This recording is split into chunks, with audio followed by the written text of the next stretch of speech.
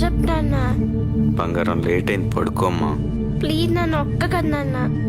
Cartoon channel చూసుకోమ్మా. ఇప్పుడు TV ఏంటి? నా కథ ఏదో చెప్పు, పడుకోబెట్టు. నాన్న చెప్పు నాన్న. నాన్న చెప్పు నాన్న. సరే. అనగనగా ఒక ఊళ్ళో ఒక రాజు ఉన్నాడంట.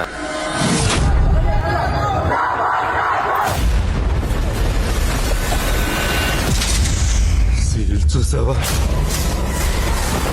వచ్చిందో తెలుసా? కొండలకి సముద్రానికి మధ్య ఉన్న అడవి. ఆ బందిపోట్లలో 3 తెగలుండేవి. ఈ 3 తెగలు కొన్ని వందల సంవత్సరాలు వాళ్ళకి ఎదురు లేకుండా ఎదిగారు. బయటవాడు రాకుండా చుట్టూ పెద్ద పెద్ద గోడలు కట్టుకుని అతిపెద్ద ఆర్మీని తెచ్చుకొని తిరుగులేని శక్తిగా మలిచాడు. వాడి పేరు ఏం పేరు పెట్టాడు? అర్జునుడు లాంటి రూపం, ఇప్పుడు లాంటి బలం, అమరుడు లాంటి పౌరుషం, రాముడు లాంటి గుణం, కృష్ణుడు లాంటి సంభావనం. ఆ పిల్లవాడికి పేరు పెట్టాడు.